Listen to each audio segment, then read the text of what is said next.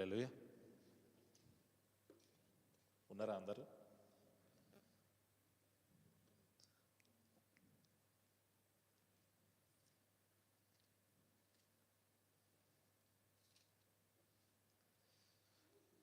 Very good. ఒకసారి గట్టిగా హల్లెలూయా చెప్దామా?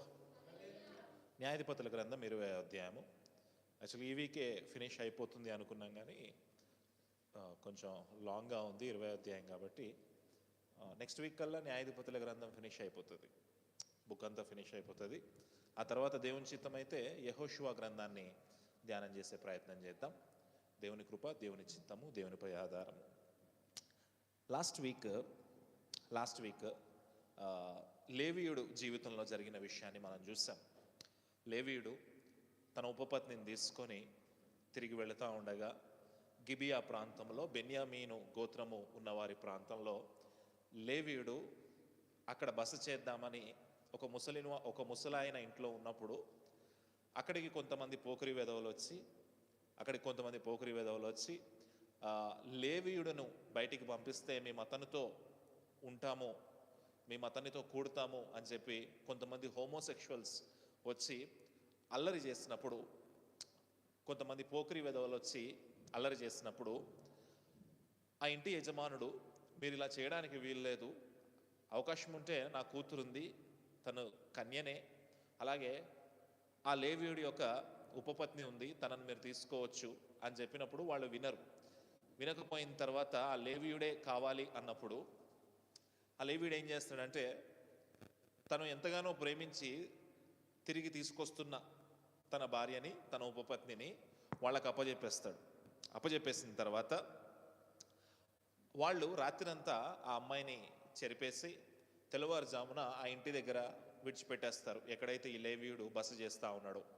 విడిచిపెట్టేసిన తర్వాత అక్కడ ఆమె చేతులు డోర్ వైపు చాపి అలాగే ఉండి రాత్రంతా అలాగే ఉండి చనిపోతుంది. లేవీయుడు పొద్దున్న డోర్ తెరిచి ఇంకా మనం వెళ్దాం అనేసరికి ఆమె చనిపోయి ఉండడం గమనిస్తాడు. ఆ తర్వాత ఆమెను తీసుకొని గాడిద మీద ఎక్కించుకొని ఇంటికి వెళ్తాడు. ఇంటికి వెళ్ళిన తర్వాత ఏం చేస్తాడంటే ఆమెని 12 ముక్కలుగా నరికి చీలమండలములు అంటే జాయింట్స్ ఉంటాయి కదా, ఆ జాయింట్స్కి 12 ముక్కలుగా నరికి ఆ 12 ముక్కల్ని ఇజ్రాయేలు దేశం యొక్క 12 గోత్రాలకి పంపిస్తాడు.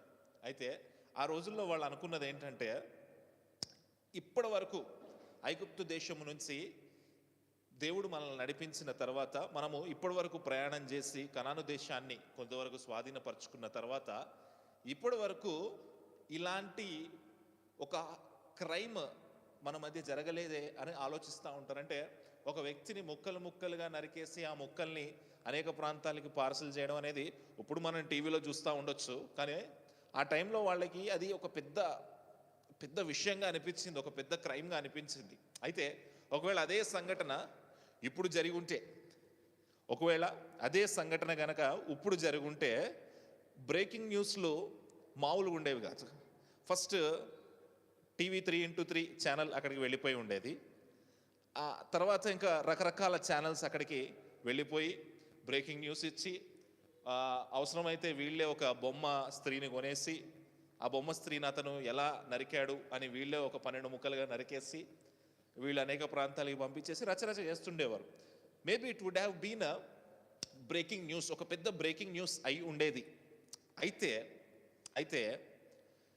ఇక్కడ ఈ 12 గోత్రాలకు ఆ 12 ముక్కల్ని పంపించిన తర్వాత ఆ 12 గోత్రాల వాళ్ళు ఎలా రెస్పాండ్ అయ్యారో చూద్దాం ఈరోజు. ఆ 12 గోత్రాల వాళ్ళు ఎలా రెస్పాండ్ అయ్యారో చూద్దాం. న్యాయాధిపతుల గ్రంథం 20వ అధ్యాయము 1వ వచనము. న్యాయాధిపతుల గ్రంథం 20వ అధ్యాయం 1వ వచనము.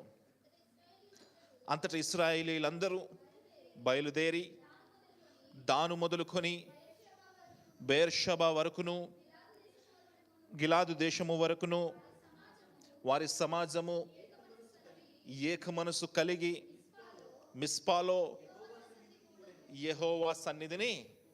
చూడండి, ఒక క్రైమ్ జరిగింది, అనుకోని సంఘటన జరిగింది. వీళ్ళందరూ ఎక్కడ కూడుతున్నారు అంటే యెహోవా సన్నిధిలో కూడుతున్నారు. ఎక్కడ కూడుతున్నారు? ఇది చూడండి, అందరు యెహోవా సన్నిధి అనండి. ఒక క్రైమ్ జరిగింది. మామూలుగా మన భాషలో చెప్పుకోవాలంటే ఒక క్రైమ్ మన జీవితంలో ఏదైనా జరిగితే వెంటనే మనం పోలీస్ స్టేషన్కి వెళతాం, కోర్టుకి వెళతాం, లేదా మనమే పగ తీర్చుకుంటాం. కానీ ఇక్కడ ఇజ్రాయేలు ప్రజలు, ఆ గోత్రాల వాళ్ళు ఉన్నతంగా చేసిన ఆలోచన ఏంటయ్యా అంటే, ఆ క్రైమ్ జరిగిన తర్వాత ఫస్ట్ వాళ్ళు యెహోవా సన్నిధికి వెళ్తున్నారు. మన భాషలో చెప్పాలంటే చర్చికి వెళ్తున్నారు. వాళ్ళు ఎక్కడికి వెళ్తున్నారు? చర్చికి వెళ్ళారు. ఎందుకు? చర్చ్ దగ్గర ఏం చేయాలి అంటే యెహోవా యుద్ధ విచారణ చేయడానికి. వాళ్ళ గోత్రికులలో ఉన్న ఒక గోత్రపు వాళ్ళు, వాళ్ళ సహోదరుల్లో ఉన్న ఒక సహోదరుడు తప్పు చేస్తే ఆ తప్పుని ఎలా ఎదుర్కోవాలి, ఆ తప్పుకి ఎలా శిక్ష విధించాలి అనే విషయాన్ని తేల్చడం కోసం వాళ్ళు మనలాగా పోలీస్ స్టేషన్కి వెళ్ళట్లే, వాళ్ళు మనలాగా కోర్టులకు వెళ్ళట్లే, వాళ్ళు మనలాగా రోడ్ల మీద పడి అరవట్లే, వాళ్ళు మనలాగా సోషల్ మీడియాకి వెళ్ళి అరవట్లే. నీ సహోదరుని జీవితంలో ఏదన్నా తప్పు పాపం దొరికిందంటే ఇందులో ఎవరు అతిథులు కాదు, నేను కూడా అతిథుడిని కాదు. నీ సహోదరుని జీవితంలో ఏదన్నా పాపం దొరికింది, ఒక తప్పు దొరికింది అంటే వెంటనే వాట్సాప్లోకి వెళ్ళి చాలామందికి ఫార్వర్డ్ చేస్తావేమో. కొంతమంది అయితే అదే పనిగా వీడు ఎప్పుడు దొరుకుతాడా అని ఎదురు చూస్తూ ఉంటారేమో. వీడు ఎప్పుడు దొరికితే వీడి మీద సోషల్ మీడియాలో పోస్ట్ పెడదాము, వీడు ఎప్పుడు దొరికితే వీడి మీద అన్న అలా చేసేద్దాం, ఇలా చేసేద్దాం, రోడ్డు మీదకి లాగేద్దాం అని ఎదురు చూస్తూ ఉంటారేమో. మనమైతే అలాగే చేస్తాం. కానీ ఇజ్రాయేలు ప్రజలకు దేవుడు పెట్టిన నియమము కట్టడ వాళ్ళు తూచా తప్పకుండా ఎలా పాటిస్తూ ఉన్నారు అంటే, వాళ్ళు మొదట దేవుని సన్నిధి దగ్గరికి వెళ్ళి విచారణ చేస్తూ ఉన్నారు. ప్రభువా ఏం చేయాలి? What should I do? ఏం చేయాలి ప్రభువా? ఇంత ఘోరం జరిగిపోయిందా, ఏం చేయమంటావు? వాళ్ళకి తెలుసు తప్ప ఎవరు చేశారో తెలుసు, వాళ్ళకి తెలుసు ఏ గోత్రం వాళ్ళు చేశారో తెలుసు. వాళ్ళ దగ్గర ఆధారం కూడా ఉంది. ఆధారాలు ఉన్నప్పటికీ ఎక్కడికి పరిగెత్తారంట? వెంటనే సన్నిధికి, యెహోవా సన్నిధికి పరిగెత్తారు. ద్వితీయోపదేశ కాండం 13వ అధ్యాయం 12వ వచనం. ద్వితీయోపదేశ కాండం 13వ అధ్యాయం 12వ వచనం. 13వ అధ్యాయం 12వ వచనం. నీవు నివసించుటకు పొలములలో ఏదో ఒక దాని యందు పనికి మాలిన కొందరు మనుష్యులు మీ మధ్య లేచి మీరు ఎరుగని ఇతర దేవతలను పూజింతుము రండని తమ పురనివాసులకు ప్రేరేపించిరని నీవు వినే ఎడల. అక్కడ ఆగుదాం, ఒక స్పీడ్ బ్రేకర్ వేద్దాం. ఒకవేళ నీ సహోదరుల్లో ఎవడన్నా ఒక పనికిమాలినోడు, ఎవరైనా ఒక పనికిమాలింది అంటే, నేను తిడుతున్నాను అనుకోవద్దు, బైబిల్లో ఉన్నది చెప్తాను, వాక్యంలో ఉన్నది చెప్తాను. ఇది చూడండి అందరు, ఇది చూడండి. మీ సహోదరులు, నన్ను చూడాలి అందరూ, జాగ్రత్తగా వినండి. నీ సహోదరుల్లో ఎవరో ఒకళ్ళు, మన భాషలో చెప్పుకోవాలంటే మన చర్చిలో ఎవరో ఒకళ్ళు ఒక పనికిమాలినోడో ఒక పనికిమాలిందో చెయ్యకూడని పని చేస్తే, ఇవ్వకూడని అడ్వైస్ ఇస్తే, వ్యతిరేకంగా పనిచేస్తే, దేవునికి వ్యతిరేకంగా పనిచేస్తే, ఆ విషయం నీకు తెలిస్తే నువ్వేం చేస్తావు? ఫస్ట్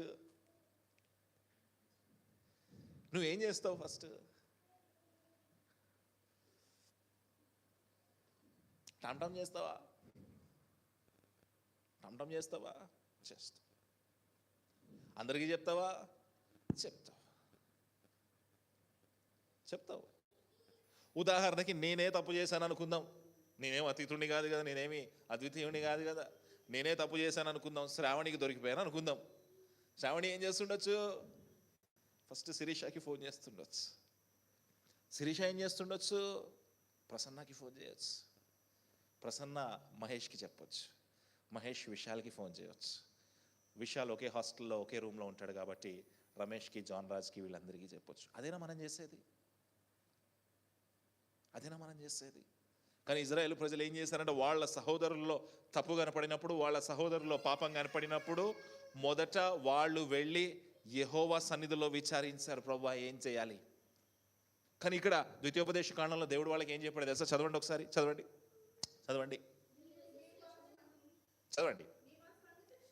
నీవు ఆ సంగతిని శోధించి పరీక్షించి ఏం చేయాలంట? శోధించి పరీక్షించి బాగుగా విచారించాలి. చేస్తున్నామా? ఎవడో ఏదో చెప్పాడు, శోధించావా? ఎవడో ఏదో చెప్పాడు, పరీక్షించావా? ఎవడో ఏదో చెప్పాడు, ఆధారాలు అడిగావా? అరే తప్పు కదా, ఒక సేవకుడినో ఒక వ్యక్తినో నువ్వు అలా తప్పుగా మాట్లాడకూడదు కదా, ఒక విశ్వాసి గురించి తప్పుగా మాట్లాడకూడదు కదా అని అడిగారా? ఉదాహరణకి నేను మహేష్ గురించి, మహేష్ ఇట్లా అనకూడదు, సారీ, మహేష్ ఒక ఎదవ అని చెప్పి నేను ఫేస్బుక్లో పోస్ట్ పెట్టాను అనుకోండి, శోధిస్తాడు ఎవడన్నా, పరీక్షిస్తాడు ఎవడన్నా, ఆధారాలు అడుగుతాడు ఎవరన్నా? కిందకి వెళ్ళి అవునన్నా అవునన్నా అవునన్నా ఒక బ్యాచ్ తయారైపోతుంది. మహేష్ ఇష్టం లేని బ్యాచ్ ఒక బ్యాచ్ ఉంటుంది, తయారైపోతుంది, బాకాలు ఊగుతారు కింద పడి. దేవుని వాక్యం ఏం చెప్తాను సార్? శోధించి, పరీక్షించి, విచారించి. What about the gossip that you are hearing? మీరు వింటా ఉన్న గాసిప్ సంగతి దేవుడు మాట్లాడుతూ ఉన్నాడు. మీరు వింటా ఉన్న చెడు మాటల గురించి దేవుడు మాట్లాడుతూ ఉన్నాడు. అనేక రకాల ప్లాట్ఫామ్స్లో మనం చూస్తూ ఉన్న చెడు మాటలు, ముఖ్యంగా సేవకుల గురించి చెడు మాటలు శోధిస్తున్నారా? మనల్ని ప్రేమించే వాళ్ళని అయితే ఒకలాగా, మనం ద్వేషించే వాళ్ళని ఒకలాగా శోధిస్తాం కదా. మనం బాగా ప్రేమించేవాడైతే ఆడు ఏ తప్పు చేయడం అనుకుంటాం. మనం బాగా ద్వేషించిన వాడైతే ఆడు చిన్న కొంచెం కాలు జరిగినా సరే ఆడు పెద్ద ఎదవ దొంగ అనేస్తాం కదా. కానీ దేవుని వాక్యం చెప్తాను, పరీక్షించి, శోధించి, విచారించి. తర్వాత వచనం చదువుదాం. అది నిజమైన ఎడల. ఎప్పుడు నిజమైతే? ఎప్పుడది నిజమైతే? నిజంగా ఎవరైనా శోధిస్తున్నారండి ఇవాళ రేపు?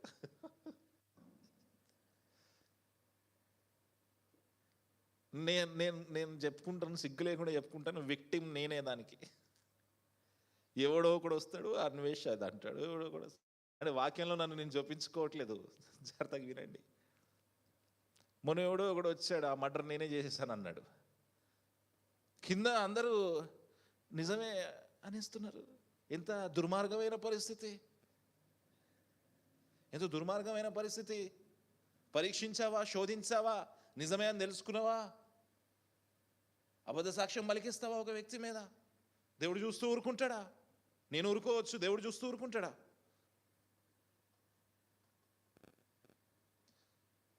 తమ్ముడు, చెల్లి, దేవుడు మాట్లాడుతాడు. ఒకవేళ అది నిజమైతే, చదవండి, ఒకవేళ అది నిజమైతే అనగా అట్టి హేయమైనది మీ మధ్య జరిగిన ఎడల ఆ పుర నివాసులను అవశ్యముగా కత్తితో చంపేమన్నాడు దేవుడు వాళ్ళని పాత నిబంధన గ్రంథంలో. ఎప్పుడు? విచారించి, పరీక్షించి, తెలుసుకొని నిజమని తెలిసిన తర్వాత. ఇప్పుడు కొత్త నిబంధనలు చంపేయటాలు లేవు.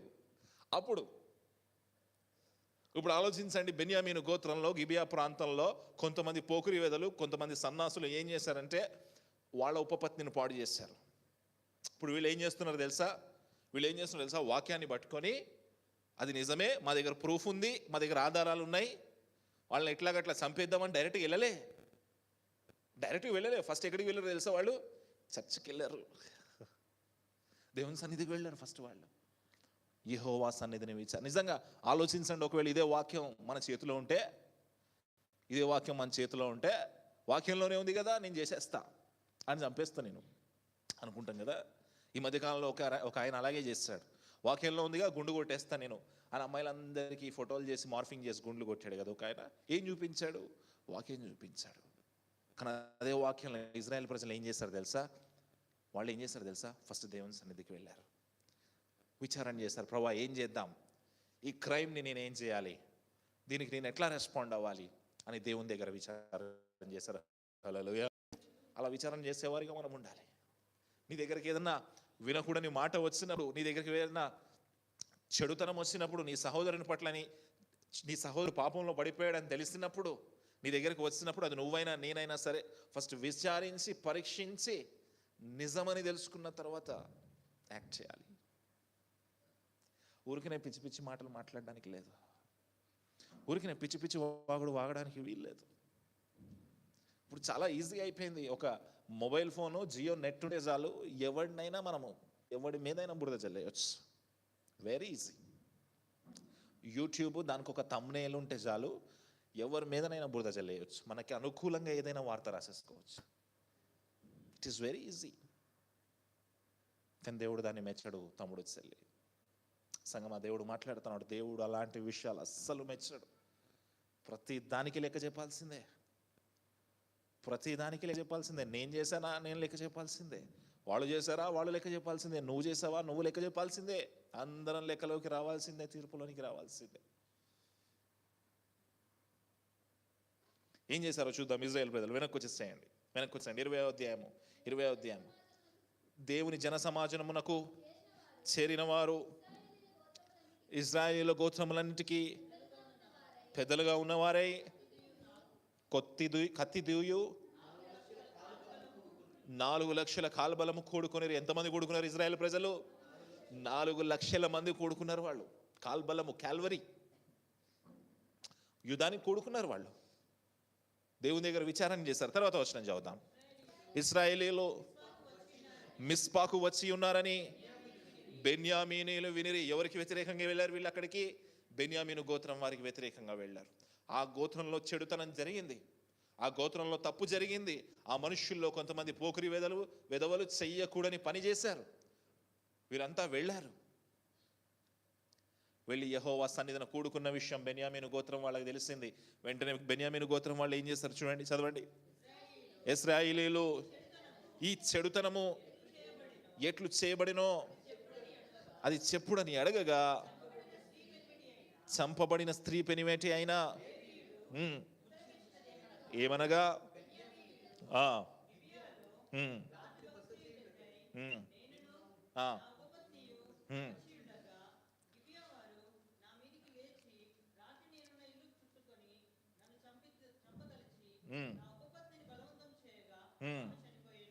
Very good. అక్కడ ఆగుదాం.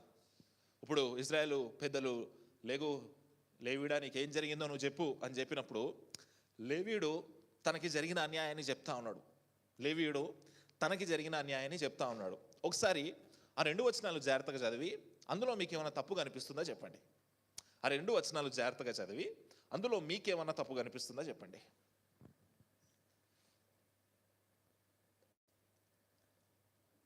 మీకేమైనా తప్పు కనిపిస్తుందా చెప్పండి.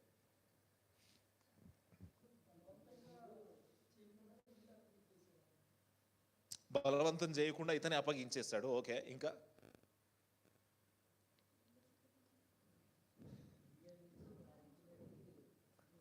చుట్టుముట్టారు. ఓకే,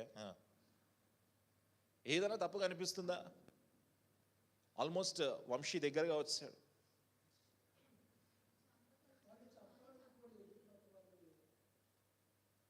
అంటే లేవీయుడు ఏం చెప్తున్నాడు? One side of the story చెప్తున్నాడు. అతనికి అన్యాయం జరిగింది కరెక్టే, కానీ ఏం స్టోరీ చెప్తున్నాడు అంటే వన్ సైడ్ ఆఫ్ ది, అతని వైపు చెప్పుకుంటున్నాడు. విక్టిమ్ లాగా, బాధితుడిలాగా చెప్పుకుంటున్నాడు. అతను పంపించిన విషయం చెప్పట్లేదు. హల్లెలూయా. దానికి కాదు హల్లెలూయా, మహేష్ చెప్పినందుకు. అతనే పంపించాడు ఉపపత్నిని అనే విషయం చెప్పట్లేదు. ఎంత దుర్మార్గం అంటే, ఎంత దుష్టత్వం అంటే. చాలామంది సాక్ష్యాలు చెప్తారు. ఏంటి ఆ సాక్ష్యాలు అంటే, వాళ్ళు ఎంత గొప్పగా ఉన్నతంగా పనిచేస్తారో వాటి గురించి చెప్పుకుంటారు. దేవుడు ఉండడు అందులో, లేదా వాళ్ళ దుష్టత్వం ఉండదు అందులో, వాళ్ళు చేసిన పొరపాట్లు ఉండవు అందులో. విచిత్రమైన సాక్ష్యాలు కనిపిస్తాయి. ప్రార్థన చేస్తే ఎలకలు వెళ్ళిపోయినాయి, ప్రార్థన చేస్తే ఇంకేదో విచిత్రమైన సాక్ష్యాలు కనిపిస్తాయి. సంగమ సాక్ష్యాలు ఎలా ఉన్నాయంటే, ఈ రోజుల్లో మన తప్పుని కవర్ చేసుకొని, మనల్ని మనం కవర్ చేసుకొని, మనకి మనం బాధితుల్లాగా కనపడే సాక్ష్యాలు చాలామంది జీవితాల్లో. అది మీకు ఏం జరిగిందో తెలుసా? అసలు ఏం జరిగింది, నేను ఎందుకు అలా చేశానో తెలుసా? నువ్వు తప్పు చేసావు అని ఎవరన్నా అంటే, అసలు నేను తప్పు ఎందుకు చేశానో తెలుసా అని మొదలు పెడతారు. Covering story. ఇతను కూడా కవర్ స్టోరీ చేసుకుంటుండే. ఇక్కడ అతని వైపు ఉన్న తప్పుని కప్పు పెట్టుకొని ఏం చెప్తున్నాడు తెలుసా? వాళ్లే బలవంతంగా లాక్కెళ్ళిపోయారు. వాళ్ళు బలవంతంగా లాక్కెళ్ళడానికి వచ్చింది అతన్ని, ఉపపత్నిని కాదు. ఉపపత్నిని ఇచ్చింది అతనే. ఆలోచించండి, ఎన్నిసార్లు విక్టిమ్ కార్డ్ ప్లే చేస్తుంటాము. మన వైపే ఏం తప్పు లేనట్టు, ఎదుటి వ్యక్తిదే అంతా తప్పు అన్నట్టు. ఎన్నిసార్లు మన వైపు ఉన్న పాపాన్ని దాచిపెట్టేస్తుంటాం, ఎన్నిసార్లు మన వైపు ఉన్న తప్పులు దాచిపెట్టేస్తుంటాం, ఎన్నిసార్లు మన వైపు ఉన్న దోషాన్ని దాచిపెట్టేస్తుంటాం. ఒకసారి ఆలోచన చేయండి, ఎన్నిసార్లు తప్పుడు సాక్ష్యాలు పలుకుంటాం. మన జీవితంలో ఏం జరుగుతుందో చూసుకోగానే పక్కోళ్ళ మీద ఎన్నిసార్లు రాళ్ళేస్తుంటాం. నేనే కరెక్ట్ అని ఎన్నిసార్లు అనుకొని ఉంటాం. వాడి జీవితంలో ఉన్న అప్పులు ఆడు తీర్చుకోలేడు, కానీ ఊరిలో ఉన్న వాళ్ళందరూ అప్పుల సంగతి ఆడికి కావాలా? వాడి జీవితంలో ఉన్న అక్రమ సంబంధాలు ఆడు చూసుకోలేడు, కానీ ఊర్లో ఉన్న వాళ్ళ అక్రమ సంబంధాలన్నీ వాడికి కావాలి. ఎన్నిసార్లు చేస్తుంటాం అట్లా? మనల్ని మనం సరి చేసుకోకుండా, మన సిన్ని మనం ఎక్స్పోజ్ చేసుకోకుండా, దేవుని ఎదుట పెట్టకుండా ఎన్నిసార్లు ఎదుటి వాళ్ళ మీద వేసేస్తాం. వాళ్ళే చేశారు అంటా ఉన్నాడు. సామెతల గ్రంథము 28వ అధ్యాయం 13వ వచనం. సామెతల గ్రంథం 28వ అధ్యాయం 13వ వచనం. సామెతల గ్రంథం 28వ అధ్యాయం 13వ వచనం. అతిక్రమములను దాచిపెట్టువాడు ఏమవాడంట? వర్ధిల్లుడు వాడు. తర్వాత వాటిని ఒప్పుకొని విడిచిపెట్టువాడు. కనికరం ఎవరు పొందుతారంట? ఎవరైతే ఒప్పుకొని విడిచిపెడతారో కనికరం పొందుతారు. ఎవరైతే దాచిపెడతారో వాళ్ళు వర్ధిల్లరు. కొంతమందిలో ఉన్న విచిత్రమైన సమస్య ఏముంటుంది తెలుసా? వాళ్ళు దొరికిపోతున్నాము అనే టైంకి ఎదుటి వ్యక్తి మీద ఎన్ని నిందలయ్యాలో వేసేస్తారు, ఎందుకంటే వీళ్ళు దొరకకూడదు కాబట్టి.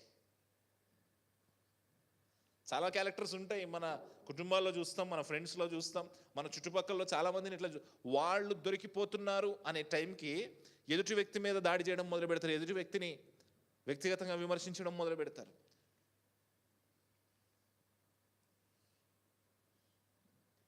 సంగమం మనం అలా ఉండడానికి వీల్లేదు. ఈ లేవీని వలె ఒక సైడ్ ఆఫ్ స్టోరీ చెప్పడానికి వీల్లేదు, ఒకవైపు కథని మాత్రమే చెప్పడానికి వీల్లేదు. కథ చెప్పాడంట. తర్వాత ఏం జరిగింది చూద్దాం, ముందుకు వెళ్దాం. వారు వెర్రి పనిని చేసిరని నేను తెలుసుకొని పట్టుకొని ఆమెను ముక్కలుగా కోసి పంపితిని. ఇదిగో ఇశ్రాయేలీయులారా, ఇక్కడనే మీరందరూ కూడి ఉన్నారు, ఈ సంగతిని గూర్చి ఆలోచన చేసి చెప్పుడా. నేను ఇక్కడ భలే విచిత్రంగా అనిపిస్తుంది నాకు. ఆ వ్యక్తి ఎవరు? ఏ గోత్రానికి చెందినవాడు? లేవీల దగ్గరికి ఇజ్రాయెల్ ప్రజలు రావాలా? ఇజ్రాయెల్ ప్రజల దగ్గరికి లేవీడు వెళ్తాడా? ఇంకో క్వశ్చన్ అడుగుతాను. లేవీయుడి దగ్గరికి ఆలోచన చెప్పమని ఇజ్రాయెల్ ప్రజలు వస్తారా? లేదా ఇజ్రాయెల్ ప్రజలకు ఇజ్రాయెల్ ప్రజల దగ్గర ఆలోచన తీసుకోవడానికి లేవీయుడు వెళ్తాడా? ఇక్కడ ఏం జరుగుతుంది? ఎందుకు రివర్స్లో జరుగుతుంది? చెప్పాలి. ఫేమస్ వాక్యం అది, న్యాయాధిపతుల గ్రంథం. ఆ రోజుల్లో ఇజ్రాయెల్ ప్రజలకు రాజు లేడు, ప్రతివాడును తమ తమ ఇష్టానుసారముగా ప్రవర్తించొచ్చుండెను. ఎవడికి నచ్చినట్టు అది చేస్తున్నాడు. ఇక్కడ మొదట్లో వాళ్ళు వేసిన ఫౌండేషన్ చాలా బాగుంది, పరిగెత్తుకుంటూ వెళ్ళారు యెహోవా సన్నిధికి విచారణ చేయడానికి. తర్వాత వచనానికి వద్దాం, 8వ వచనం దగ్గరికి వద్దాం. అప్పుడు ఏకీభవించి వెళ్ళడు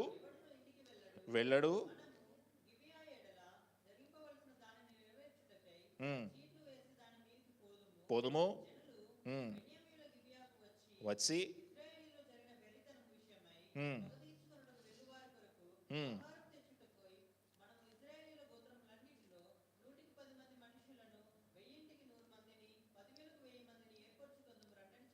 చెప్పుకొనిది.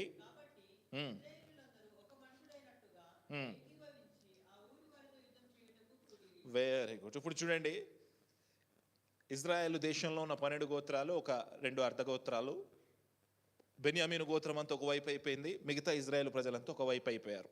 వీళ్ళందరూ 4 లక్షల మంది కాల్బలంతో యుద్ధం చేయడానికి యుద్ధ పంక్తులుగా తీరుతా ఉన్నారు. ఎవరి మీద అంటే బెన్యామీనీల మీద. బెన్యామీనీలు అయితే ఎవరైతే ఉన్నారో వాళ్ళ మీద యుద్ధం చేయడానికి యుద్ధ సన్నాహాలు చేస్తూ ఉన్నారు. 12వ వచనంలోకి రండి. మనుషులను పంపి చెడుతనమేమిటి అప్పగించుడి, వారిని చంపి పలికింపగా బెన్యామీనీయులు తమ సహోదరుల ఇశ్రాయేలీయుల మాట విననొల్లక యుద్ధమునకు బయలుదేరవనని పట్టణములలో నుండి వచ్చి గిబియాలో కూడుకొనిరి. ఆ దినమున బెన్యామీయులు చేయగా కాక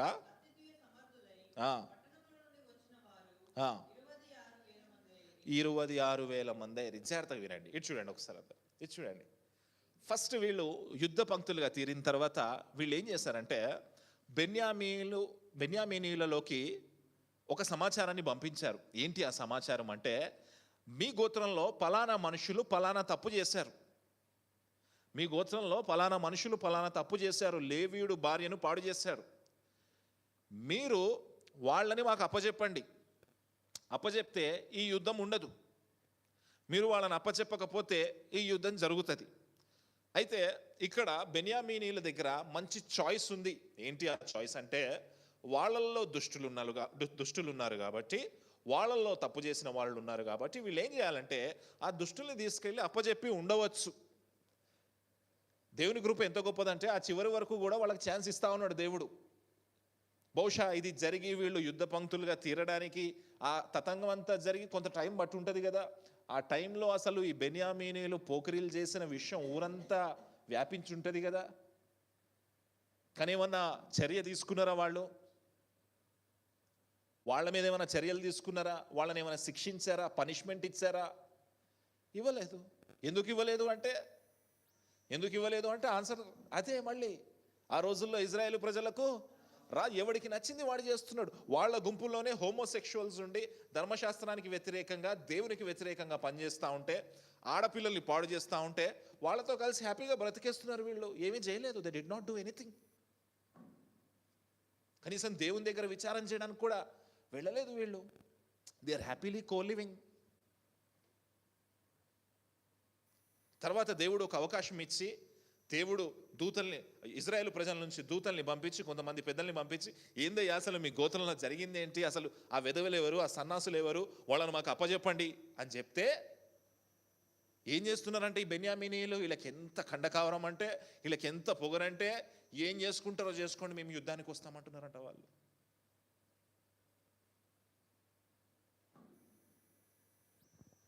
మీరు ఏవైనా చేసుకోండి, మేము యుద్ధానికి వస్తాం. అటు చూస్తే ఇజ్రాయేల్ ప్రజలు 4 లక్షల మంది, ఇటు చూస్తే బెన్యామీనీలో 26,000 మంది. సైజ్ ఎంత? ఇంత 10% కూడా కాదు. సైజ్ ఎంత? ఇంతే. కానీ ఉలికి పడేది ఎంత? ఎందుకు? ఎక్కడి నుంచి వస్తుంది ఇది? ఎక్కడి నుంచి వస్తుంది అంటే, అప్పుడు రాజు లేడు కాబట్టి, ఎవడికి నచ్చింది వాడు చేస్తున్నాడు కాబట్టి, పాపం పెరిగిపోయింది కాబట్టి, కళ్ళు మూసుకుపోయినాయి కాబట్టి, గర్వం పెరిగిపోయింది ఒక్కొక్కళ్ళు. ఎంత గర్వం అంటే, నా ఎదురుగా ఉన్నవాడు అంత పెద్దోడైనా సరే నేను ఆడిని యుద్ధంతో గెలిచేస్తాను అనుకుంటున్నారు బెన్యామీనీలు.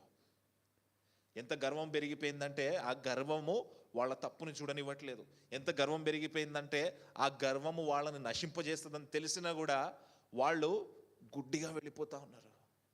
మనలో కూడా ఎంత గర్వం పెరిగిపోతుందంటే, గుంటలో పడుతున్నామని తెలుస్తున్నా సరే గర్వంతో పరిగెడతాం ముందుకి. అచ్చం బెన్యామీనీలాగా. ఏమీ లేదు, వాళ్ళ దగ్గర ఉన్న తప్పుని సరి చేసుకుంటే అయిపోయేదానికి, చివరిలోకి వెళ్ళిన తర్వాత మీకు అర్థమవుతుంది ఎంత నష్టాన్ని వాళ్ళు తెచ్చుకుంటారో వాళ్ళ జీవితాల్లోకి. భక్తుడు గర్వం గురించి ఏమంటాడో తెలుసా? సొలొమోను రాసిన భక్తుడు సామెతల గ్రంథము 11వ అధ్యాయం 2వ వచనం. సామెతల గ్రంథం 11వ అధ్యాయం 2వ వచనం. సామెతల గ్రంథం 11వ అధ్యాయం 2వ వచనం. ఏంటది? అహంకారము వెంబడి అవమానము వచ్చును, వినయము గలవారి యొద్ద జ్ఞానమున్నది. ఎవరైతే వినయం కలిగి ఉంటారో వాళ్ళ దగ్గర జ్ఞానం ఉంటుంది. ఎవరైతే హంబుల్గా ఉంటారో వాళ్ళ దగ్గర జ్ఞానం ఉంటుంది. కానీ వీళ్ళకి ఏముందంట? అహంకారం ఉంది. అహంకారం ఉంటే ఏమొస్తుంది? తర్వాత అవమానమే వస్తుంది. చూడండి, అదే సామెతల గ్రంథం 16వ అధ్యాయం 5వ వచనంలో భక్తుడు రాసిన మాట. 16వ అధ్యాయం 5వ వచనం. గర్వ హృదయులందరూ ఏంటంటే, వాళ్ళు ఎవరైతే గర్వ హృదయం కలిగి ఉంటారో వాళ్ళంతా యెహోవాకు హేయులు అంట. కిందకి వెళ్ళి 18వ వచనం చదవండి ఒకసారి. నాశనమునకు ముందు ఏ నడుస్తుంది? ఇప్పుడు ఈ బెన్యామీనీయుల గోత్రానికి ఏమొచ్చింది? గర్వం వచ్చింది. ఎక్కడి నుంచి వచ్చింది గర్వం అంటే? పాపం నుంచి వచ్చింది. అసలు పాపం ఎక్కడి నుంచి వచ్చిందంటే, ఆ రోజుల్లో రాజు లేడు కాబట్టి ఎవడికి నచ్చింది వాడు చేస్తూ ఉన్నాడు. కాబట్టి గర్వంతో పేటరేగిపోతూ ఉన్నారు. ఎదురుగా ఉంది ఎవరో చూసుకోవట్లేదు. అరే మేము తప్పు చేశామే, మా గోత్రికుల్లో కొంతమంది తప్పు చేశారే, వాళ్ళకి శిక్ష పడాలి, వాళ్ళని దేవుడికి అప్పచెప్పాలి అని లేదు. మనలో కూడా ఆలోచించండి. ఎవరైనా వచ్చి నీ తప్పుని ఎత్తి చూపించినప్పుడో లేదా నీలో ఉన్న పాపాన్ని ఎత్తి చూపించినప్పుడో ఎదుటి వ్యక్తి మీద దాడి చేస్తాం.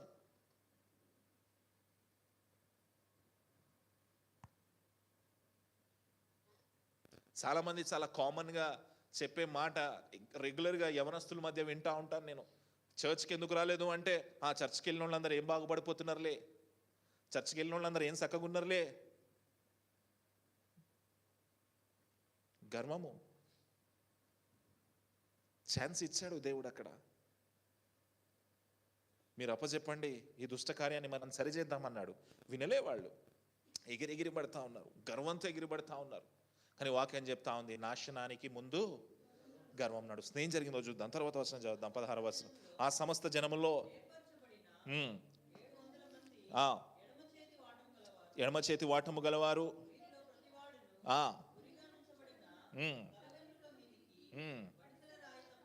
వడిసెల రాయి తప్పక. చూడండి, వడిసెల రాయి విసిరే 700 మంది ఎడంచేతి వాటం గల వాళ్ళు ఉన్నారంట. ఇప్పుడు గర్వానికి ఇంకొకటి తోడైంది. ఏంటంటే గిఫ్ట్. గర్వానికి ఏం తోడైంది? అసలే ఆడికి గర్వము. ఎందుకు గర్వం అంటే పాపము బ్లైండ్ చేసేసింది. ఇప్పుడు ఆలోచించండి, వాడు బాగా వాక్యం చెప్పేవాడైతే భూమి మీద ఆపగలమా? వాడు బాగా వాయిద్యం వాయించగలిగేవాడైతే, పోనీ వాళ్ళకి కొంచెం తెల్ల రంగు ఉండి అందంగా ఉంటే, వాళ్ళ దగ్గర టాలెంట్ ఉంది, గిఫ్ట్ ఉంది, వాళ్ళు ఏమనుకుంటున్నారో తెలుసా? ఆ 4 లక్షల మంది ఎంతలే, మా దగ్గర 700 మంది ఉన్నారు, నికార్సైన సైనికులు ఉన్నారు, వాళ్ళు వడిసెలతో విసిరి కొడుతుంటే పారిపోతారు ఇజ్రాయేలు ప్రజలందరూ. గిఫ్ట్ని చూసి గర్వం, పాపాన్ని బట్టి గర్వము. మరోపక్క వాళ్ళకి ఇవ్వబడిన గిఫ్ట్ని చూసి గర్వము, వరాన్ని బట్టి గర్వం. లాస్ట్ వీక్ చెప్పాను సండే, కొంతమంది అస్సలు వాక్యం నాకే తెలుసు అని గర్వం, కొంతమంది సబ్జెక్ట్స్ నాకే తెలుసు అని గర్వం, అన్నీ నాకే తెలుసు అని గర్వం కొంతమందికి. ఈ పని నేనైతేనే బాగా చేయగలను, అవతల వ్యక్తి అయితే అసలు బాగా చేయలేడనే గర్వం. రకరకాల గర్వాలు. అక్కడ ఒక మాట ఉంది, వడిసెల రాయి తప్పక విసరగలిగిన వాడు. మిస్ అనే మాట ఉంటుంది ఇంగ్లీష్లో. అదే ఒరిజినల్ ట్రాన్స్లేషన్లో అయితే ఆ ట్రాన్స్లేషన్కి సిన్, పాపము అనే ట్రాన్స్లేషన్ ఇవ్వబడింది. తర్వాత వచనం చదువుదాం. బెన్యామీనీలో ఇశ్రాయేలీలో 4 లక్షల మంది లెక్కింపబడిరి, వీరందరూ యోధులు. Very good. ఇప్పుడు చూడండి, ఇజ్రాయేల్ ప్రజల నెంబర్ ఎంత చెప్పాలి? ఎంత? వీళ్ళ నెంబర్ ఎంత? 26,000. ఎవరు గెలిచే అవకాశాలు ఉన్నాయి? ఇజ్రాయేల్ ప్రజలు గెలిచే అవకాశాలు ఉన్నాయి. అంత మాత్రమే కాదు, ఇజ్రాయేల్ ప్రజలు మొదట వెళ్ళి యెహోవా యొద్ద విచారణ చేశారు. ఎవరి వైపు ఎక్కువ కార్డ్స్ ఉన్నాయి, ఎవరి వైపు ఎక్కువ ఫేవర్ ఉంది? ఇజ్రాయేల్ ప్రజల దగ్గర ఉంది. ఏం జరిగిందో చూద్దాం, తర్వాత వచనం చదువుదాం. వీరు లేచి బేతేలుకు పోయి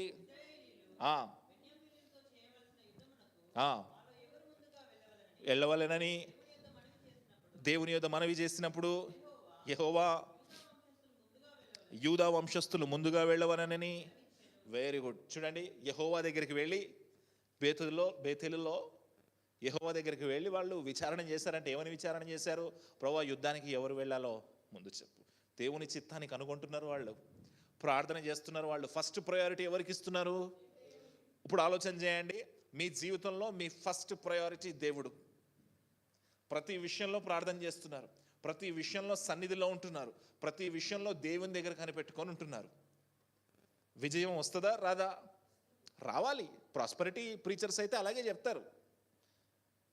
యెహోవా నీ పక్షమున ఉండగా నీకు విరోధి ఎవడు? ఈ వాక్యాన్ని వాడి పిచ్చిగా చెప్పేస్తారు ప్రాస్పరిటీ ప్రీచర్స్. ఇటు కుడి పక్కన 1000 మంది కూలీలను, 10,000 మంది కూలీలను చెప్పేస్తారా? ఇప్పుడు ఆలోచించండి, ఇప్పుడు ఎలాంటి సిచ్యువేషన్ అంటే, ప్రేయర్ఫుల్ పీపుల్ దేవుని దగ్గరికి వెళ్ళి విచారం చేస్తే దేవుడు ఆన్సర్ చేశాడా? స్వయంగా దేవుడే చెప్పాడు. ఎవరు వెళ్ళాలని చెప్పాడు? యూదా ప్రజల్ని పంపించు. ఇప్పుడు ఆలోచన చేయండి, మనం అందరం కలిసి ప్రార్థన చేస్తూ ఉన్నాము. ప్రార్థన చేస్తుంటే స్వయంగా దేవుడు దిగి వచ్చి పలానా విషయాల్ని పంపించు అని చెప్తే ఎంత కాన్ఫిడెన్స్ వస్తుంది మనకి. కానీ అక్కడ ఏం జరిగింది చూడండి, తర్వాత వచనం చదవండి. కాబట్టి ఉదయమునే లేచి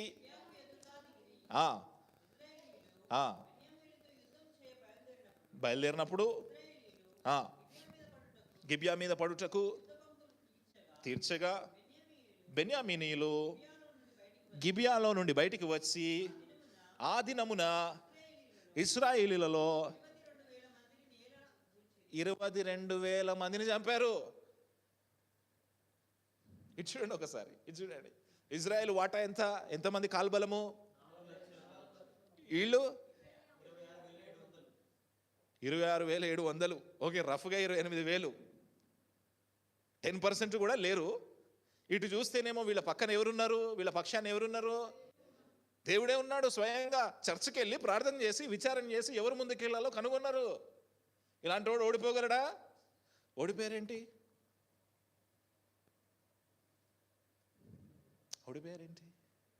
22,000 మంది చనిపోవడం ఏంటి? దేవుడే చెప్పాడా? వెళ్ళమని దేవుడే చెప్పాడా? దేవుడే అష్యూరెన్స్ ఇచ్చాడు. దేవుడే యూదా గోత్రాన్ని ముందు వెళ్ళమన్నాడు. ఆయన స్వరమే వాళ్ళకి వినిపించింది.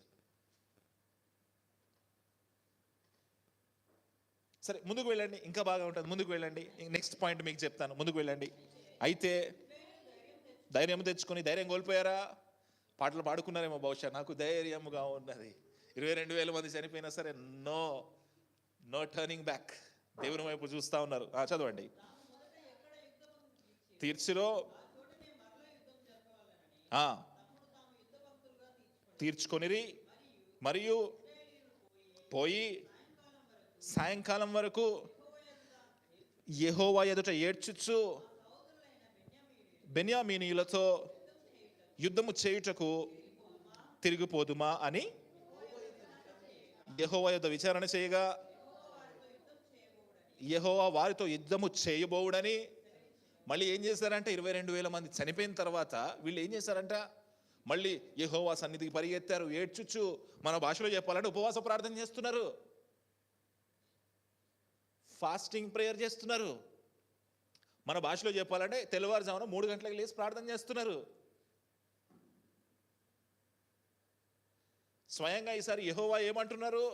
వెళ్ళు యుద్ధానికి. పంపించింది ఆయనేనా? పంపిస్తున్నాడా?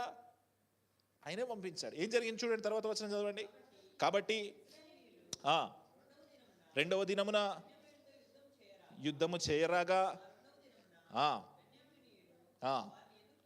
ఎదుర్కొనుటకు బయలుదేరి వచ్చి ఇశ్రాయేలీలలో 18,000 మందిని సంహరించారు. ఎంతమంది చనిపోయారు? ఫస్ట్ ఎంతమంది చనిపోయారు? సెకండ్ ఎంతమంది చనిపోయారు? టోటల్ ఎంతమంది చనిపోయారు? టోటల్ కౌంట్ ఎంత? 4 లక్షల్లో ఎంతమంది చనిపోయారు రెండో రోజుకి? 10%, 40,000 మంది చనిపోయారు. ఇప్పుడు ఇది చూడండి, జాగ్రత్తగా వినండి ఈ విషయాన్ని. వెళ్ళమన్నది ఎవరు? ఓడిపోతుంది ఎవరు? మరి యెహోవా మన పక్షాన ఉన్నప్పుడు మనం గెలవాలి కదా.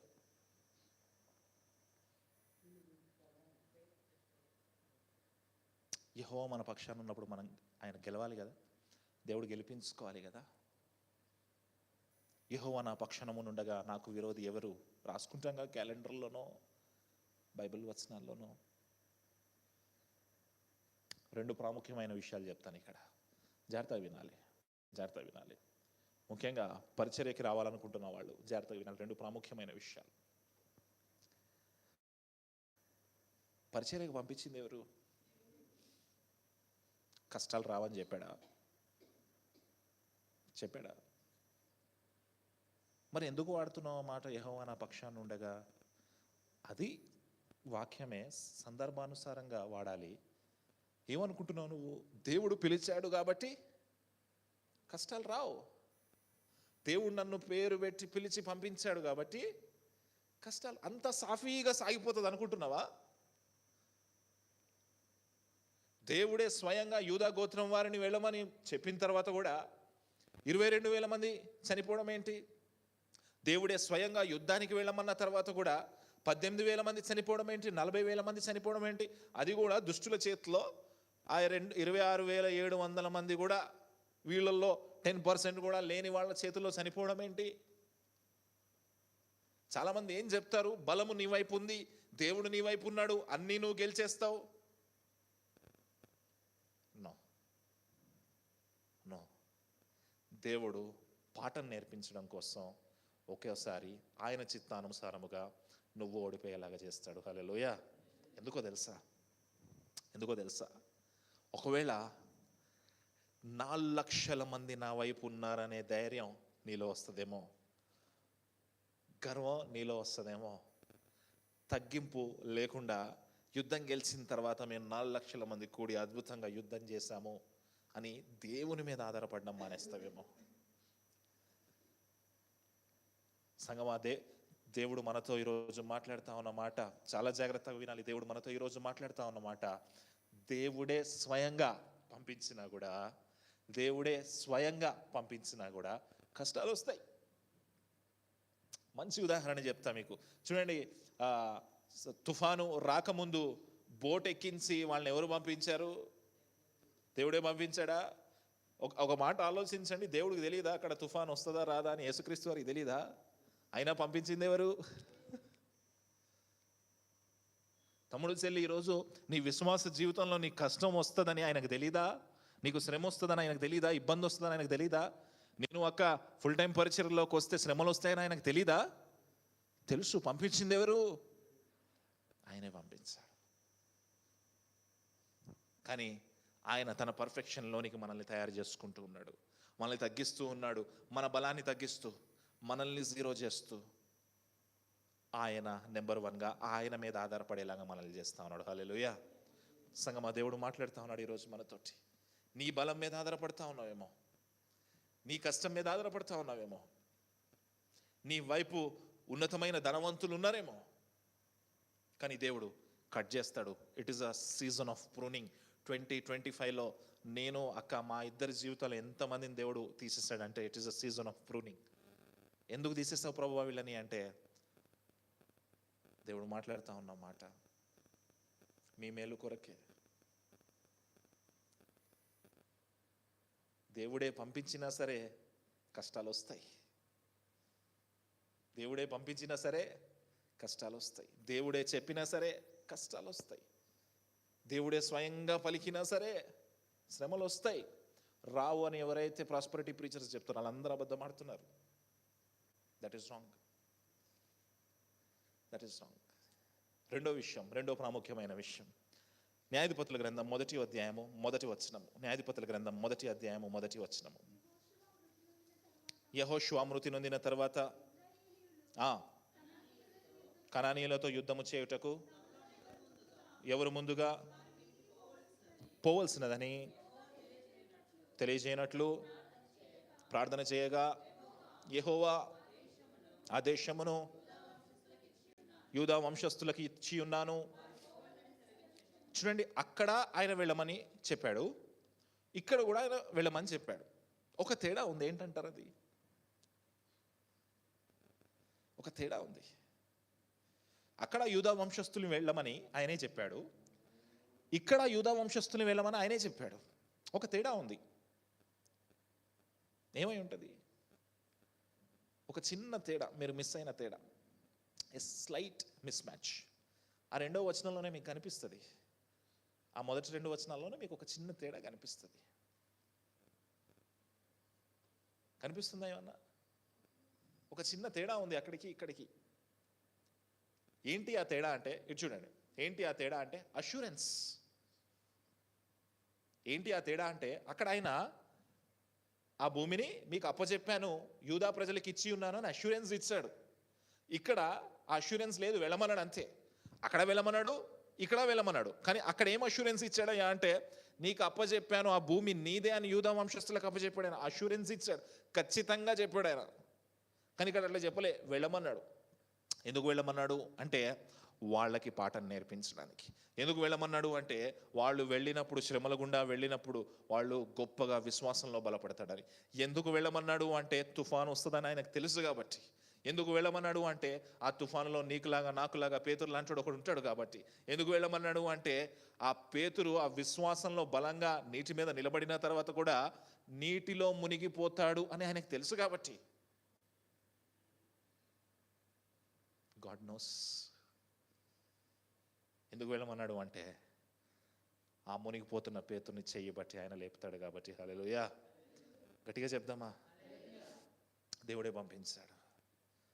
ఇక్కడ అష్యూరెన్స్ ఇవ్వలేదు, అక్కడ అష్యూరెన్స్ ఇచ్చాడు. మన ప్రార్థనలో కూడా చాలాసార్లు మనం ప్రార్థన చేసేటప్పుడు కూడా దేవునితో పోరాటం చేస్తూ ఉంటాం. ప్రభువా అది జరగట్లేదు, ఇది జరగట్లేదు అని పోరాటం చేస్తూ ఉంటాం. కానీ మన ప్రార్థనలో ఉన్న ఒక డొల్లతనం ఏంటో తెలుసా? మన ప్రార్థనలో కనపడే ఒక డొల్లతనం ఏంటో తెలుసా? రండి యెషయా గ్రంథం 58వ అధ్యాయంలోకి రండి. యెషయా గ్రంథం 58వ అధ్యాయం 2వ వచనంలోకి రండి. మన ప్రార్థనలో మనకు కనపడే ఒక డొల్లతనం, మీ ప్రార్థనలో మన ప్రార్థనలో కనపడే ఒక డొల్లతనం. 58వ అధ్యాయం 2వ వచనం. తమ దేవుని విడువక నీతిని అనుసరించు వారైనట్టు అనుదినము వారు రోజు విచారణ చేస్తున్నారా? అప్పుడప్పుడు విచారణ చేస్తున్నారా? దేవుని న్యాయ విధిని బట్టి వాళ్ళు విచారణ చేస్తున్నారు. ఓకే, తర్వాత నా మార్గములు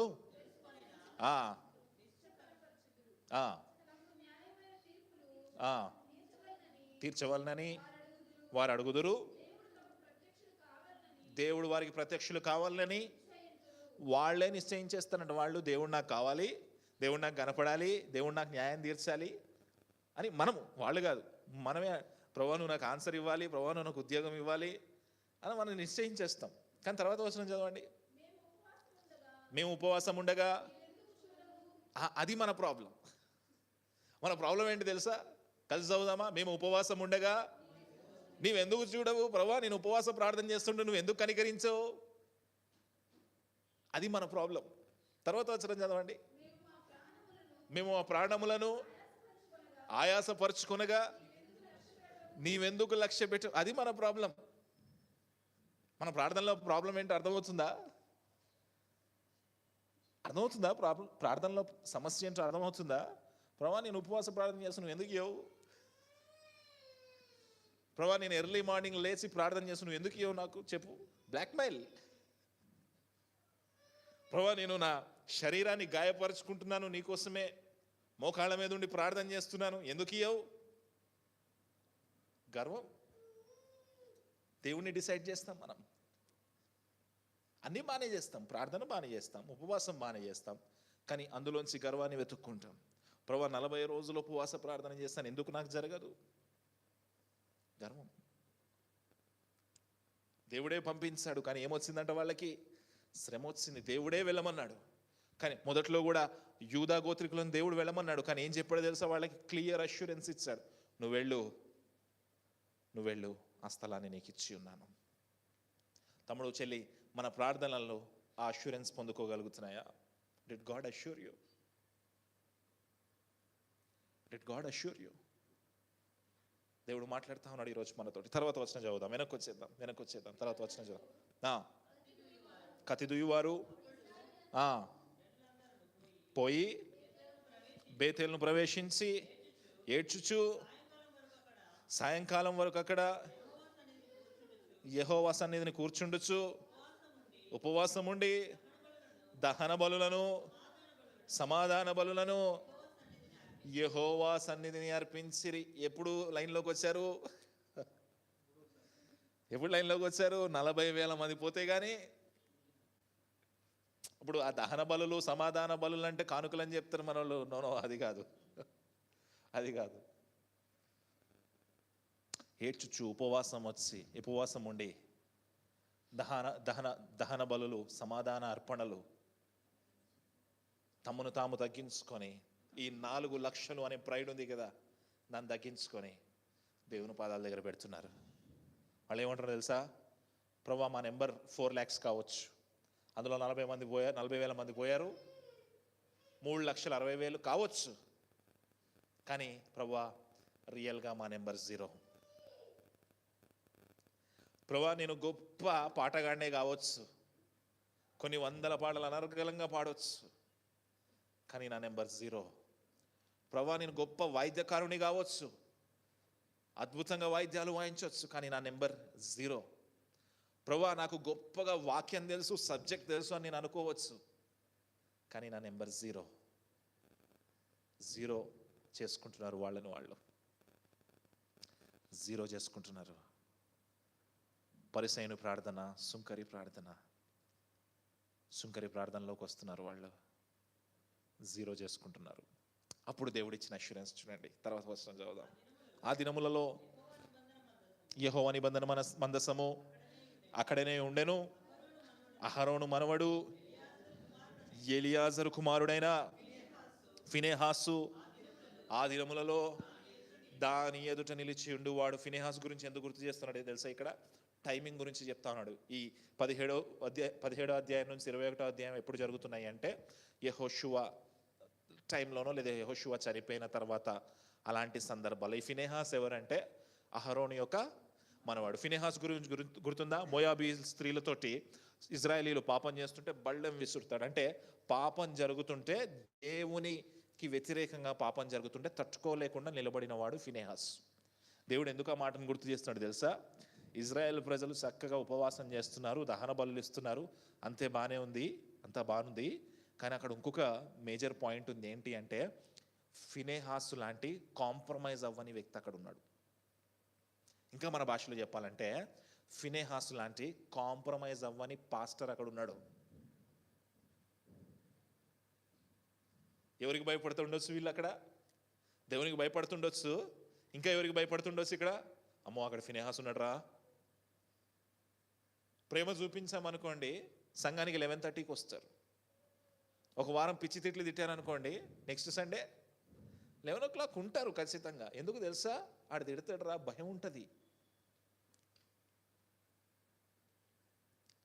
ఇజ్రాయేలు ప్రజల్లో పాపము ఉంటేనే సహించలేని ఫినెహాసును చూసి వాళ్ళు సెటరైట్ అయిపోతున్నారు.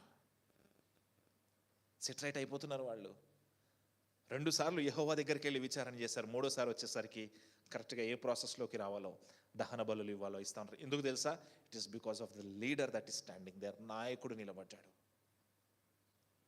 తమ్ముడు చెల్లి, మీ నాయకుడు నిలబడతా ఉన్నాడా మీకోసం? సంగమా, దేవుడు మాట్లాడుతా ఉన్నాడు. నాయకుడు నిలబడుతున్నాడా? సరైన దారిలో నడిపిస్తా ఉన్నాడా? రకరకాల సంఘాలకు వెళ్తారు కదా, నాయకుడు ఎలా ఉన్నాడు? Is he building you or is he destructing you? మిమ్మల్ని కడతా ఉన్నాడా, పడగొడతా ఉన్నాడా?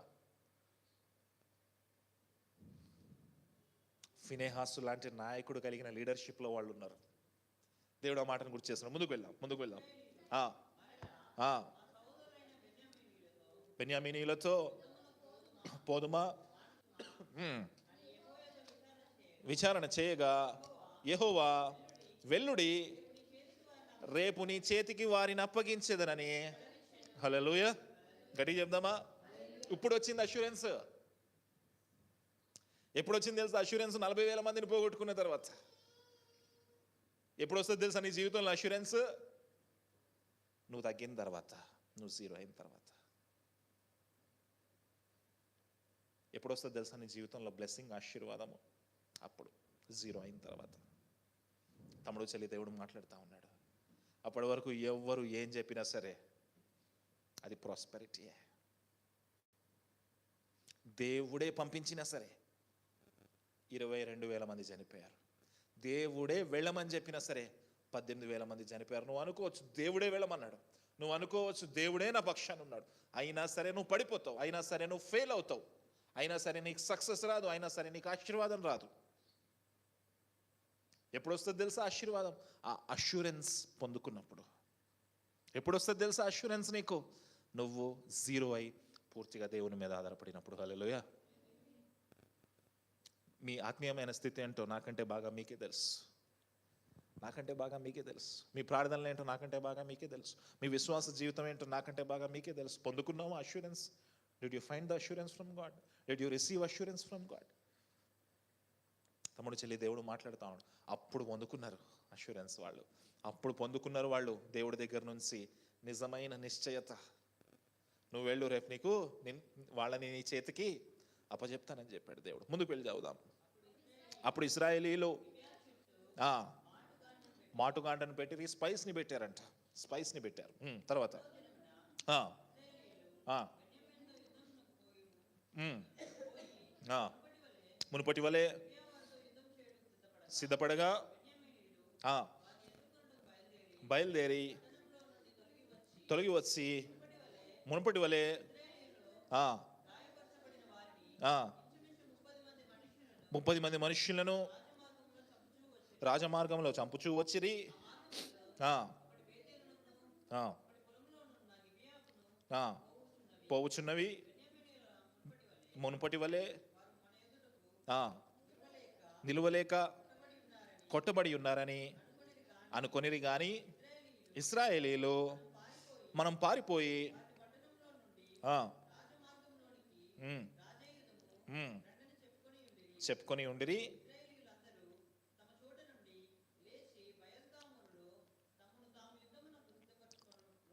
ఉమ్, ఉమ్, వచ్చిరి. ఉమ్, ఉమ్, వచ్చినందున కఠిన యుద్ధము జరిగాను. అయితే తమకు అపాయము తటస్థమైనదని బెన్యామీనీలకు తెలియలేదు. ఎందుకు తెలియలేదు? వాళ్ళు ట్రాప్లో పడ్డారని వాళ్ళకి తెలియలేదు. ఎందుకు తెలియదు? వీళ్ళు ఒక ట్రాప్ వేశారు లోపల నుంచి. వీళ్ళు సిటీలో ఉండి వాళ్ళ ఊర్లో ఉండి వాళ్ళు బలవంతులుగా ఉన్నారు. వాళ్ళని వాళ్ళ ఊర్లోంచి బయటకు తీసుకొద్దామని ఒక ట్రాప్ వేసి లోపల నుంచి మొత్తానికి బయటికి లాగారు. ట్రాప్ అయ్యారు. ట్రాప్ అయింది అర్థం కావట్లేదు. ఎందుకు అర్థం కాలే? గర్వం. నాశనానికి ముందు ఏం నడుచును? నడుస్తుంది వాళ్ళకి, అద్భుతంగా నడుస్తుంది. డిస్కో డ్యాన్స్ చేస్తుంది వాళ్ళ ముందు. ఏం కనపడట్లే ముందు. గొయ్యి ఉందన్న సంగతి కనపడట్లే. ఏదో సామెత అంటారు, వెనకాల నుయ్యి ఉన్న సంగతి కూడా కనపడట్లే. ముందు నుయ్యి వెనక గొయ్యి అంటారు కదా, అలా కనపడట్లే. గర్వం కమ్మేసింది వాళ్ళని. ఎందుకు గర్వము అంటే పాపము వల్ల గర్వం. ఎందుకు గర్వం అంటే మా దగ్గర 700 బెస్ట్ స్నైపర్స్ ఉన్నారు. మా దగ్గర మా మిలిటరీలో 6 ప్యాక్ ఉన్న వాళ్ళు 700 మంది ఉన్నారు. మా దగ్గర కిక్ బాక్సింగ్ వచ్చిన వాళ్ళు 700 మంది ఉన్నారు. వాళ్ళ గర్వం అది. వాళ్ళ గిఫ్ట్ గురించి గర్వపడతా ఉన్నారు. ట్రాప్ అయిపోయారు, తటస్థపడలేదు. ఏం జరిగిందో చూడండి, ముందుకు వెళ్ళి చూడండి. అప్పుడు యెహోవా హతము చేయించెను.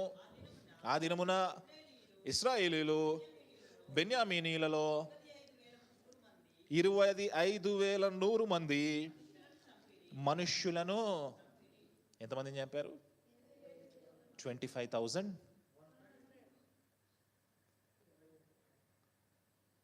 అసలు ఆ లెక్క ఎంత? ఎంతమంది చచ్చిపోయారు? ఎంతమంది చచ్చిపోయారు? ఇంకా వీళ్ళ భ్రష్టత్వం అర్థం కావడానికి ముందుకు వెళ్దాం. చదవండి. కత్తిదూవి వారు చూచి అపజయము కలిగినదని అప్పుడు తెలుసుకున్నారు. ఎప్పుడు? నాశనం అయిపోయిన తర్వాత, ఎప్పుడు అన్నీ పోగొట్టుకున్నాక, ఎప్పుడు గొయ్యిలో పడ్డ తర్వాత. అప్పుడు వరకు మనకు అర్థం కాదు.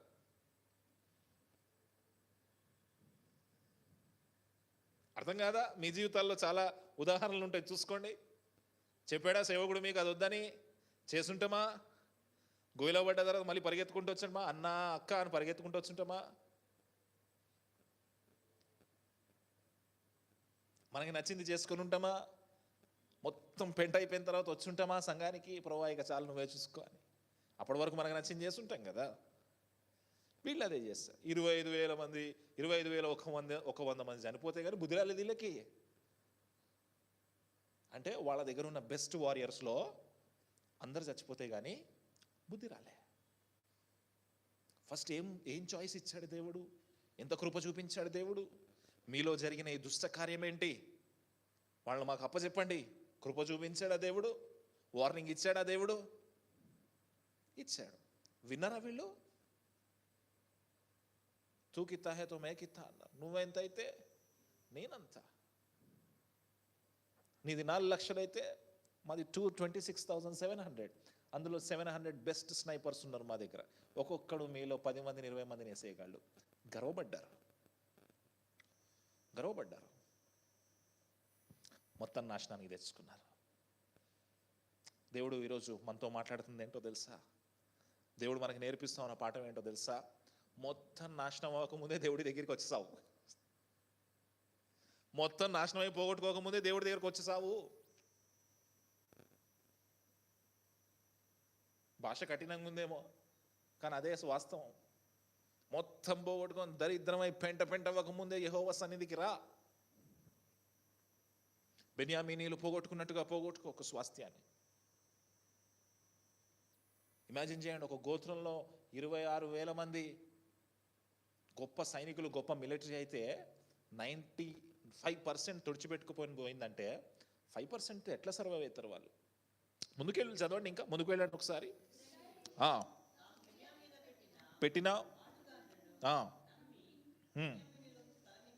ఇచ్చిరి,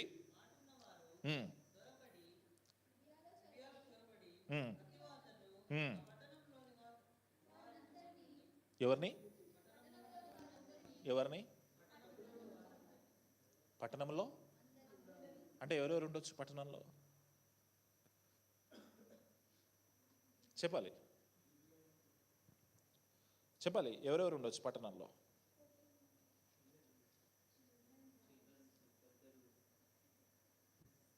అందరినా కొందరినా? ఇక్కడ 26,700లో ఎంతమంది పోయారు? ఇందాక ఎంతమంది మిగిలారు? 1,600. ఇక్కడ వాళ్ళ భార్యలు, పిల్లలు మొత్తం గాన్. దేవుడు మొదట్లో కృప చూపించాడా? ఛాన్స్ ఇచ్చారా? మొత్తం పెంట చేసుకుందేవారు? మొత్తం పోగొట్టుకుందేవారు? వాళ్ళే. చదవండి, ముందుకు వెళ్ళి చదవండి.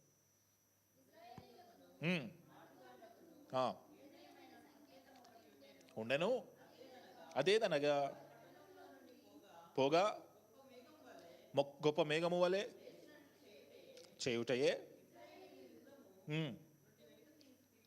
తిరిగినప్పుడు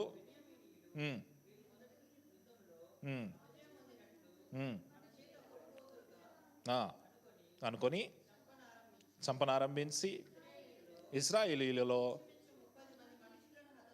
హతము చేసిరి.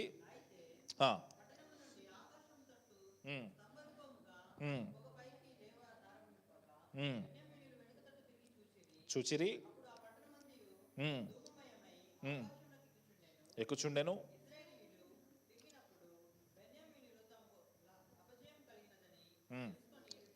విభ్రాంతి నొంది ఎడారి మార్గము తట్టు వెళ్ళుదమని ఇశ్రాయేలీయుల ఎదుట తిరిగిరి గాని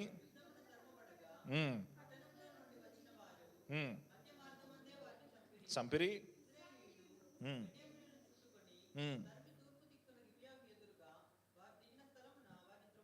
త్రొక్కుచుండిరి.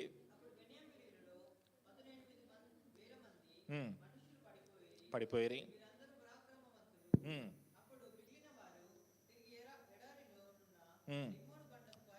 పారిపోగా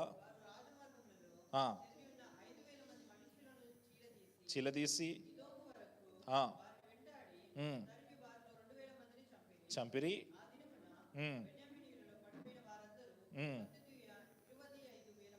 25,000 మంది పరాక్రమవంతులు పారిపోయి రిమ్మోను కొండ మీద.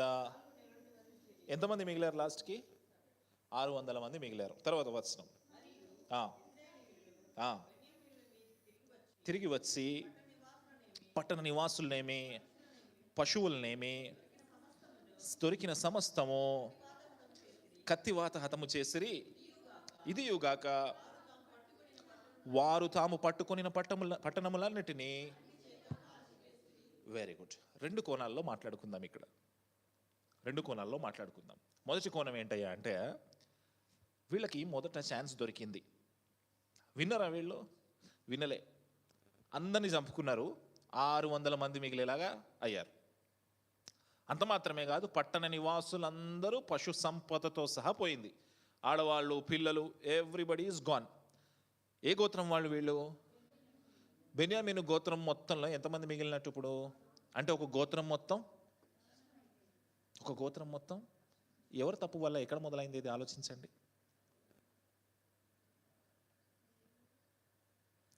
ఎక్కడ మొదలైంది ఇది? లేవీయుడి దగ్గర మొదలైందా? ఉపపత్ని ఉండకూడదు, ఉందా? ఉంది. సరే, కాంప్రమైజ్ అయ్యారు అక్కడ. దానికంటే ముందు లేవీయుడు అటు ఇటు తిరగకూడదు, ఒక చోటు ఉండాలి. ఉండాలా? ఉండకూడదు, అటు ఇటు తిరిగాడు. సరే, అటు ఇటు తిరిగాడు రా అంటే రెండో భార్యం తెచ్చుకున్నాడు. సరే, రెండో భార్యం తెచ్చుకున్నాడు రా అంటే ఆమె వ్యభిచారం చేసి వెళ్ళిపోయింది. సరే, ఇతను అక్కడికి వెళ్ళాడు, అత్తగారి ఇంట్లో ఎక్కువ రోజులు ఉన్నాడు, వచ్చాడు. వచ్చిన తర్వాత అక్కడ వాళ్ళు పాడు చేశారు. ఆ పాడు చేసే ముందు ఇతనికి చాయిస్ ఉన్నప్పుడు అతను ఆపగలిగే అవకాశం అతనికి ఉంది, కానీ ఆపాడా? చూడండి, ప్రతి దశలో కూడా స్పీడ్ బ్రేకర్స్ ఉన్నాయి, ప్రతి దశలో కూడా వార్నింగ్స్ ఉన్నాయి, ప్రతి దశలో కూడా దేవుడు హెచ్చరిస్తూ ఉన్నాడు. దేవుడు హెచ్చరిస్తున్నా సరే మన గర్వం ఎట్లా ఉంటుందంటే, ప్రభువా నేను ఉపవాస ప్రార్థన చేస్తున్నాను, నాకు ఎందుకు జరగట్లేదు అని ప్రశ్నిస్తాను తిరిగి. అది సమస్య.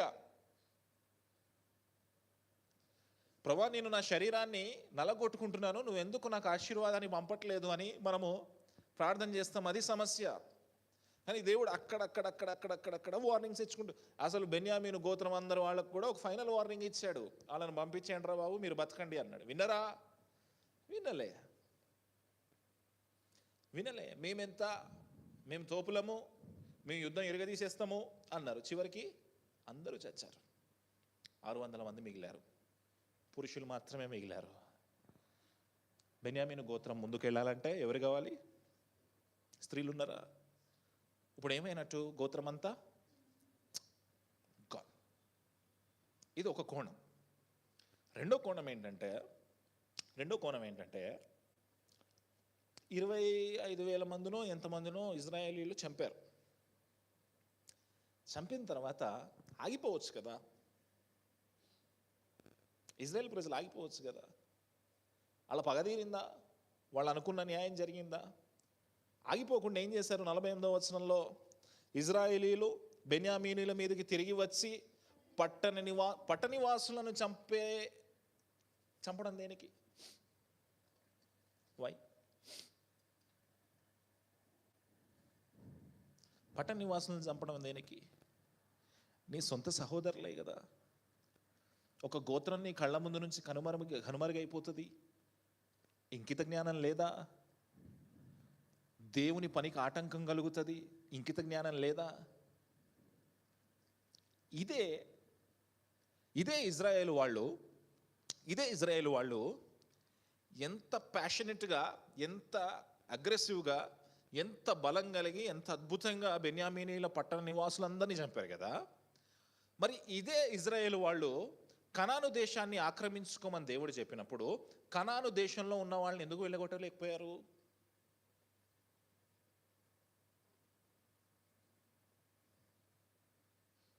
ఇక్కడైతే యుద్ధ నీతి ప్రదర్శించారు, యుద్ధం చేశారు.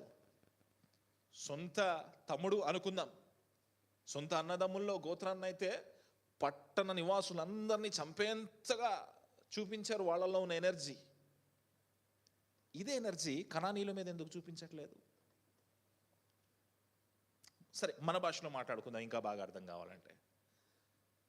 సొంత క్రైస్తవుల్ని విమర్శించి రోడ్డు మీద వేసేయడానికి కొన్ని బ్యాచ్లు ఉంటాయి. ఎంత ప్యాషనెట్గా అంటే వాళ్ళు చాలా చేతిలో కత్తిస్తే అందరినీ నరికేస్తారు. వాళ్ళు అని ఏం లేదు, అందరినీ నరికేస్తారు. మరి అదే ప్యాషన్ శత్రువుల మీద ఎందుకు చూపించవు?